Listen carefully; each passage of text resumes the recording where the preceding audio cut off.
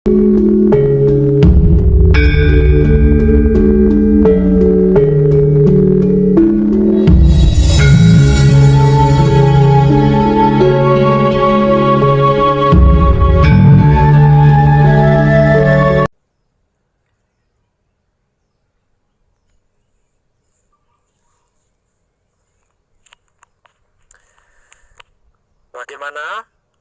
para kadang kinasiku sekalian?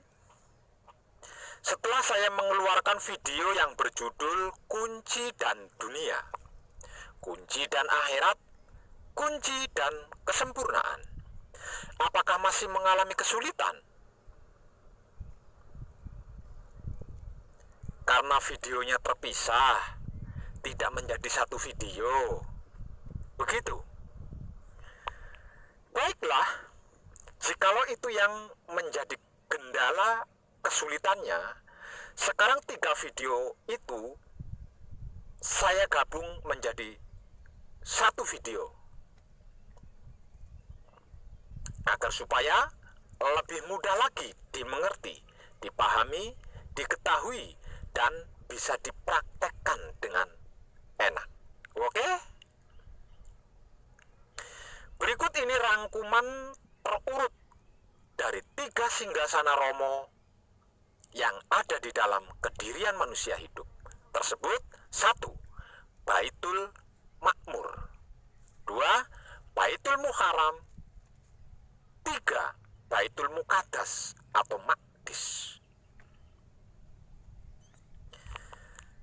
Ilmu pengertian dan pemahaman serta pengetahuannya sebagai berikut.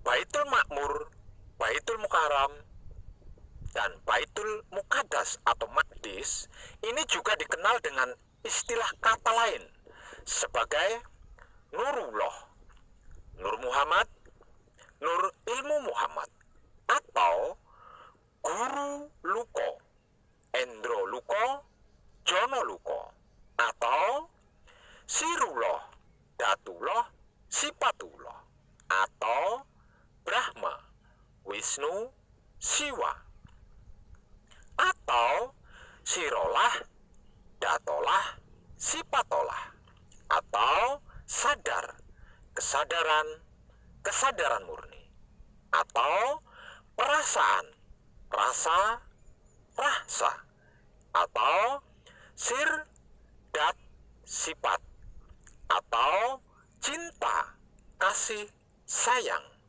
atau pikiran, batin, syahwat, atau otak, hati, kelamin, atau langit, angkasa, bumi. Dan masih banyak lagi istilah-istilah lainnya yang hanya bikin pusing di kepala saja. Karena yang menjadi inti saripatinya adalah sama saja, sarwa baik alias sami mawon. Dan saya akan menggunakan istilah umum dan sederhana serta yang paling fenomenal menghiasi Alkitab, yaitu Baitul Makmur, Baitul Mukarram, dan Baitul Muqaddas atau Maqdis. Baitul Makmur, Baitul Mukarram, Baitul Muqaddas atau Maqdis ini adalah merupakan 3 gelar bagi Kanjeng Romo Sejati Gusti Prabu Heru Cokrosemono. Karena Kanjeng Romo Sejati Gusti Prabu Heru Cokrosemono adalah Trimurti. Maksudnya memiliki 3 pokok sifat utama sebagai berikut. 1. Ketika Kanjeng Romo Sejati Gusti Prabu Heru Cokrosemono sebagai Sang Maha Pencipta disebut sebagai Baitul Makmur. Ketika Kanjeng Romo Sejati Gusti Prabu Heru Cokrosemono sebagai pemelihara seisi dunia atau semesta alam raya seisinya disebut sebagai Baitul Mukarram. 3. Ketika Kanjeng Romo Sejati Gusti Prabu Heru Cokrosemono sebagai pelebur dunia atau semesta alam raya seisinya disebut sebagai Baitul Muqaddas atau Maqdis.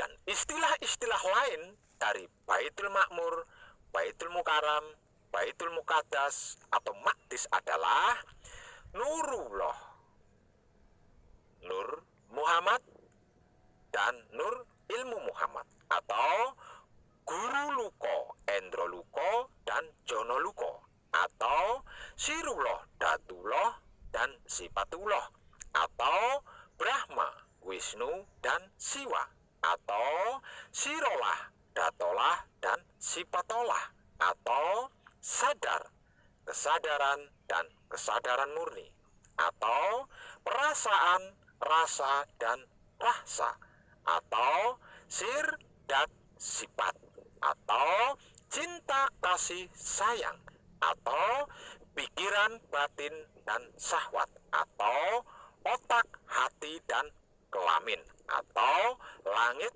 angkasa, dan bumi.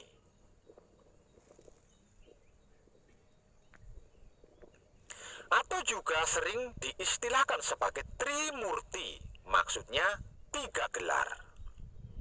Trimurti atau tiga gelar ini masing-masing bersinggasana di dalam kedirian manusia hidup. Sekali lagi, tiga singgasana ini berada di dalam kedirian manusia hidup, bukan di luar diri manusia hidup loh ya. Sebab karena sebab itu di dalam suratan Alkitab tersirat sebagai berikut. Aku adalah batinnya manusia, dan manusia itu wujud kenyataanku. Klik. Sudah klik loh ya. Sekarang siap-siap kita masuk ke dalam tahta singgasana ke-1. Ketika Kanjeng Rama Sejati Gusti Prabu Heru Cokrosemono sebagai Sang Maha Pencipta yang disebut sebagai Baitul Makmur. Aku bersinggasana di dalam Baitul Makmur yang ada di dalam kepala Adam. Ingat, Adam yang dimaksud di sini bukan Nabi Adam loh ya, melainkan asal dumadi ananing manungsa. Maksudnya asal kejadian adanya manusia. Aku bertahta di dalam Baitul Makmur yang ada di kepala Adam. Di dalam kepala ada otak atau ubun-ubun. Di dalam ubun-ubun atau otak ada manik. Di dalam manik ada budi. Di dalam budi ada nafsu.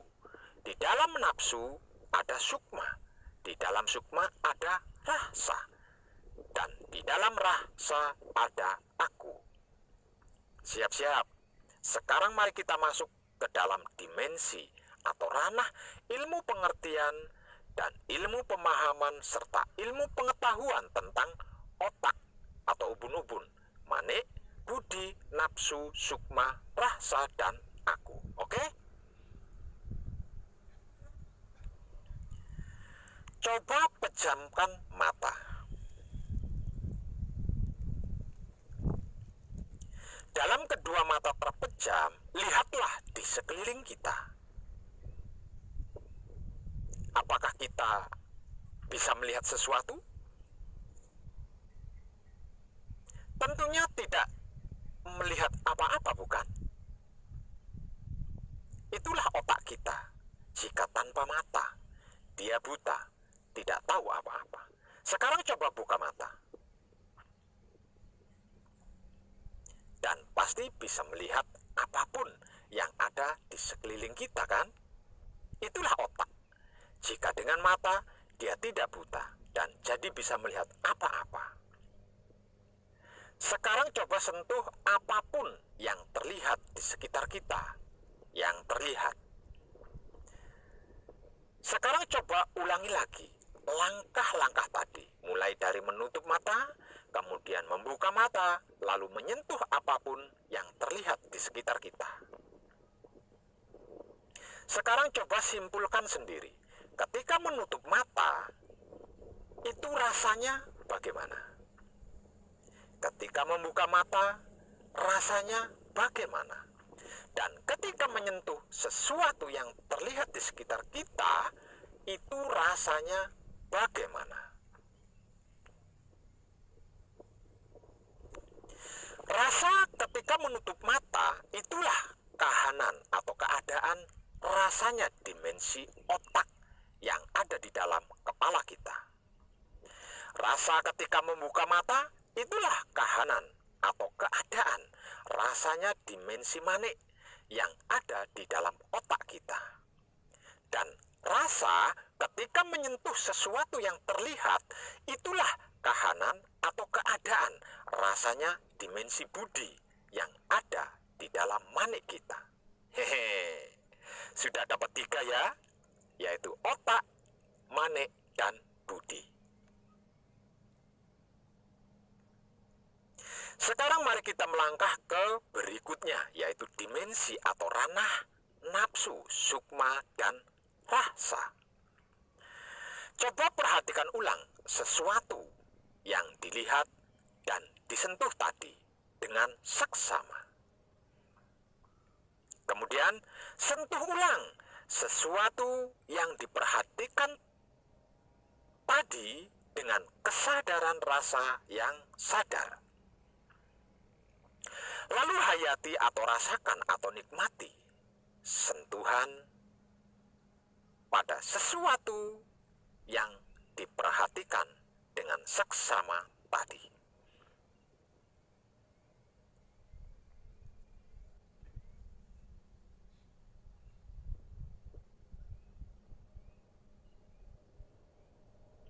Sekarang coba ulangi lagi. Mulai dari memperhatikan dengan seksama, lalu menyentuh dengan kesadaran rasa yang sadar, dan menghayati akan sesuatu tadi. Sekarang silakan disimpulkan sendiri. Ketika memperhatikan dengan seksama tadi, rasanya bagaimana? Ketika menyentuh dengan kesadaran rasa yang sadar tadi, rasanya bagaimana?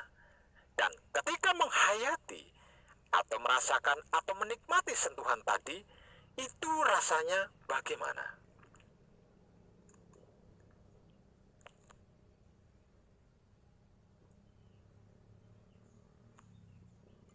Rasa ketika memperhatikan dengan seksama, itulah kahanan atau keadaan, rasanya dimensi nafsu yang ada di dalam budi kita. Rasa ketika menyentuh dengan kesadaran rasa yang sadar, itulah kahanan atau keadaan, rasanya dimensi sukma yang ada di dalam nafsu kita. Dan rasa ketika menikmati atau merasakan atau menghayati akan sesuatu yang kita sentuh tadi, itulah kahanan atau keadaan, rasanya dimensi rasa yang ada di dalam sukma kita. Hehe. Sudah dapat 6 dimensi ya, yaitu rasa sikonnya dimensi otak, rasa sikonnya dimensi manik, rasa sikonnya dimensi budi, rasa sikonnya dimensi nafsu, rasa sikonnya dimensi sukma, dan rasa sikonnya dimensi rasa. Sekarang mari kita masuk ke dalam dimensi yang ketujuh, yaitu rasa sikonnya dimensi aku, tempat di mana Romo bersinggasana ketika sebagai Sang Maha Pencipta, yaitu Baitul Makmur.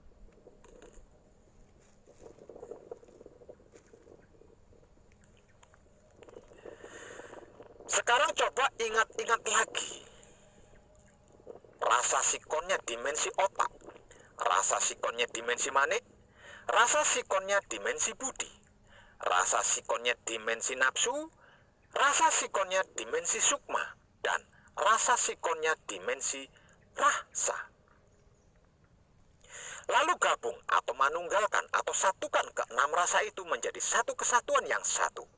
Ketika 6 rasa sikonnya dimensi ini manunggal menjadi satu, itulah aku, itulah panjenengan ingsun, itulah aku alias panjenengan ingsun yang sedang bertahta di atas singgasana Baitul Makmur. Maka menciptalah. Ayo ciptakan, jangan takut, jangan ragu, jangan bimbang. Menciptalah. Aku alias panjenengan ingsun sedang bertahta di atas singgasana Baitul Makmur sekarang. Ayo menciptalah, ciptakan apapun itu yang terpikir oleh otak. Ciptakanlah, jangan takut, jangan ragu, jangan bimbang. Cepat, ciptakan, ciptakan, ciptakan, ciptakan. Ayo.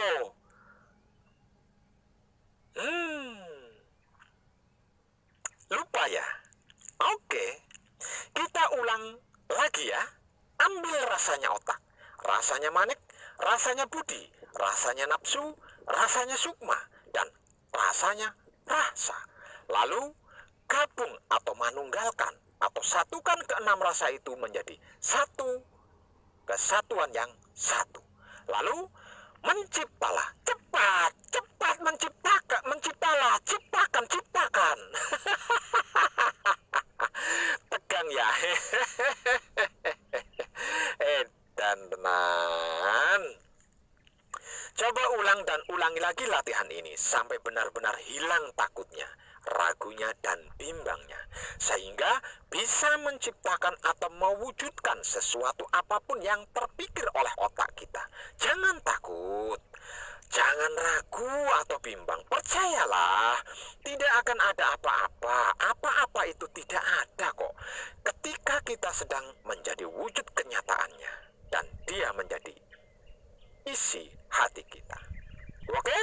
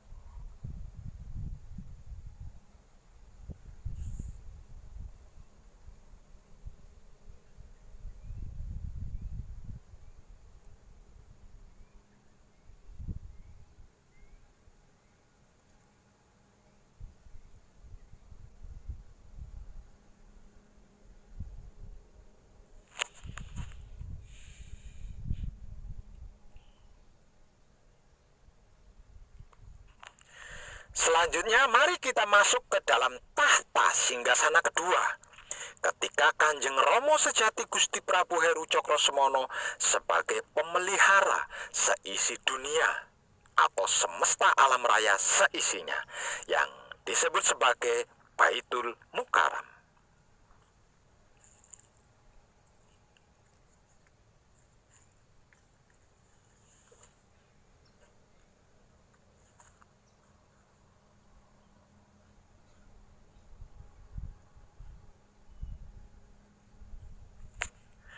Aku bertahta di dalam Baitul Mukarram, itu rumah laranganku, berdiri di dalam dada Adam. Di dalam dada ada hati atau kalbu. Di antara hati ada jantung. Di dalam jantung ada budi. Di dalam budi ada angan-angan atau perasaan. Di dalam angan-angan atau perasaan ada sukma. Di dalam sukma ada rasa. Di dalam rasa ada aku. Siap-siap? Sekarang mari kita masuk ke dalam dimensi atau ranah ilmu pengertian dan ilmu pemahaman serta ilmu pengetahuan tentang hati, jantung, budi, angan-angan, sukma, rasa, dan aku. Oke? Sekarang coba arahkan seluruh panca indera kita, mulai dari otak, mata, telinga, hidung, dan mulut kita ke hati kita. Posisinya ada di atas perut tengah dada kita. Kira-kira ada apa? Maksudnya, apa yang terlintas di otak kita, apa yang terlihat oleh mata kita, apa yang terdengar oleh telinga kita, apa yang tercium oleh hidung kita, dan apa yang terasa oleh mulut kita.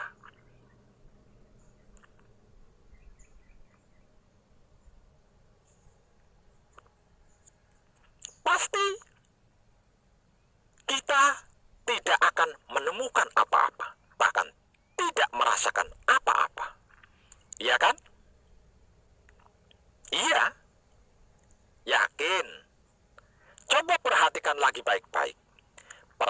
perhatikan dengan seksama. Otak kita, mata kita, telinga kita, hidung kita, mulut kita, perhatikan baik-baik dengan seksama. Ketika kita mengarahkan kelimanya untuk berpusat ke hati yang ada di atas perut tengah dada, adakah salah satu dari panca indera kita yang mendapatkan sesuatu terkait hati? Otak kita misalnya memikirkan sesuatu, atau mata kita melihat sesuatu, atau telinga kita mendengar sesuatu, atau mungkin hidung kita mencium sesuatu, atau mulut kita merasakan sesuatu. Coba perhatikan baik-baik dengan seksama. Pada fase ini, kita hanya akan mendengarkan detak jantung kita. Artinya, yang bisa mendapatkan sesuatu terkait hati hanya telinga kita. Lainnya, no. Ya? Apa iya? Ayo. Padahal, yang kita kerahkan adalah panca indera kita, yaitu otak, mata, telinga, hidung, dan mulut kita. Namun yang bisa mampu menangkap sesuatu hanya telinga kita. Itu pun bukan yang menjadi sasarannya, yang tertangkap. Sasarannya tadi kan hati. Kenapa yang tertangkap oleh telinga adalah detak jantung? Hal ini hati memberikan isyarat kepada kita bahwa tidak satupun panca indera kita bisa mendeteksi hati kita. Namun hati kita sangat mencintai, mengasihi, dan menyayangi kita. Karena itu, walaupun dia tidak bisa diketahui dengan panca indera kita, dia menunjukkan jalan untuk menujunya kepada salah satu panca indera kita, yaitu telinga, bahwa jalan untuk menujunya adalah melalui jantung. Sekarang coba ulangi langkah demi langkahnya tadi, yaitu dimulai dari mengarahkan seluruh panca indera kita, yaitu otak, mata, telinga, hidung, dan mulut kita ke hati kita yang posisinya ada di atas perut tengah dada kita. Lalu memperhatikan baik-baik dengan seksama hingga sampai telinga kita dapat mendengar suara detak jantung. Sekarang coba simpulkan sendiri. Ketika kita mengarahkan seluruh panca indera kita untuk mengarah kepada hati yang hasilnya tidak ada apa-apa, itu rasanya bagaimana? Ketika kita berusaha memperhatikannya baik-baik dengan seksama, itu rasanya bagaimana? Dan ketika telinga kita mendengar suara detak jantung kita, itu rasanya bagaimana?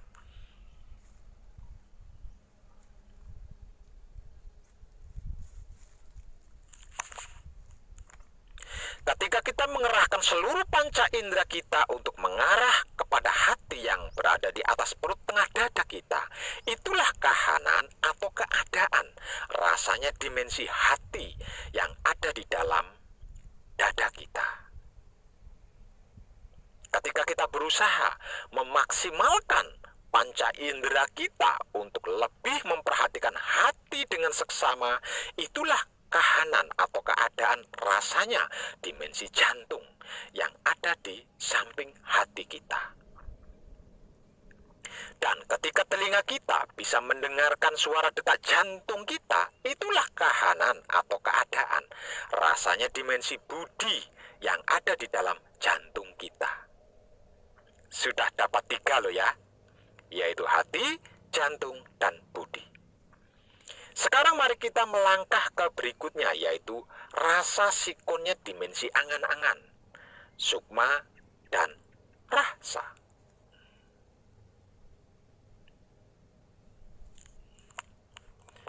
Coba ikuti petunjuk hati kepada telinga kita dengan cara menempelkan telapak tangan kanan kita ke dada sebelah kiri, di mana terdapat detak jantung. Kemudian rasakan, nikmati atau hayati detak jantung itu dengan kesadaran rasa yang sadar. Lalu rasakan dan nikmati serta hayati lebih dalam lagi. Terus rasakan, nikmati, dan hayati lebih dalam dan lebih dalam lagi.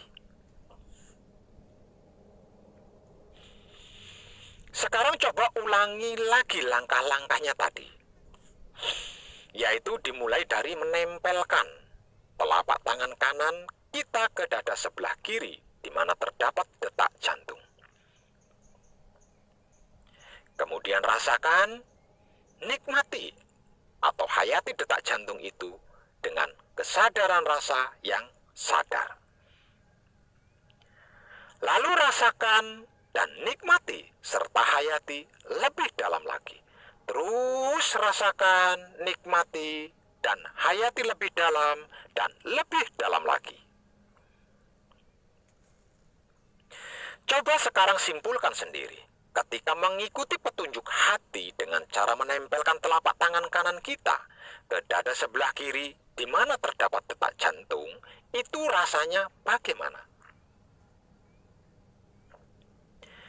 Ketika kita berusaha merasakan, menikmati, atau menghayati detak jantung itu dengan kesadaran rasa yang sadar, rasanya bagaimana?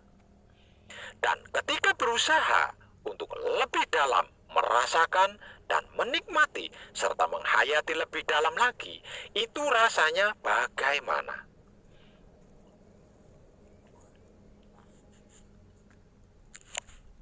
Ketika kita mengikuti petunjuk hati dengan cara menempelkan telapak tangan kanan kita ke dada sebelah kiri di mana terdapat detak jantung, itulah kahanan atau keadaan rasanya dimensi angan-angan yang ada di dalam budi kita. Ketika kita berusaha merasakan, menikmati, atau menghayati detak jantung itu dengan kesadaran rasa yang sadar, itulah kahanan atau keadaan rasanya dimensi sukma yang ada di dalam angan-angan kita.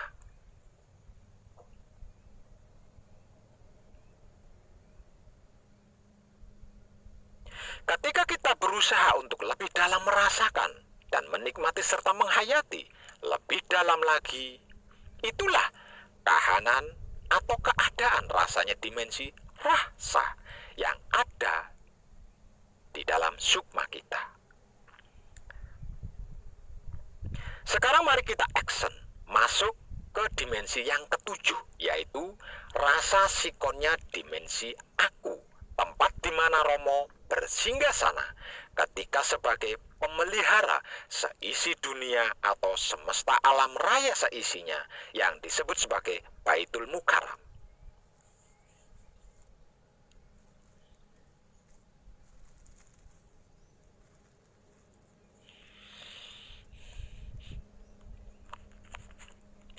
Sekarang coba ingat-ingat lagi rasa sikonnya dimensi hati atau kalbu, rasa sikonnya dimensi jantung, rasa sikonnya dimensi budi, rasa sikonnya dimensi angan-angan atau perasaan, rasa sikonnya dimensi sukma, dan rasa sikonnya dimensi rasa.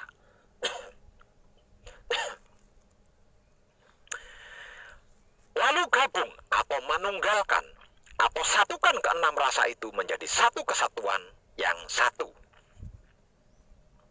Ketika enam rasa sikonnya dimensi ini manunggal menjadi satu, itulah aku, itulah panjenengan ingsun, itulah aku alias panjenengan ingsun yang sedang bertahta di atas singgasana Baitul Mukarram. Maka menciptalah apapun yang ada di hati kita, maksudnya yang terbatin oleh hati kita, ciptakanlah. Ayo, ciptakan, jangan takut, jangan ragu, jangan bimbang, cepat menciptalah. Aku sedang bertahta di Baitul Mukarram sekarang. Ayo ciptakan apapun itu yang ada di hati. Ciptakanlah, jangan takut, jangan ragu, jangan bimbang. Cepat ciptakan, cepat, cepat, cepat.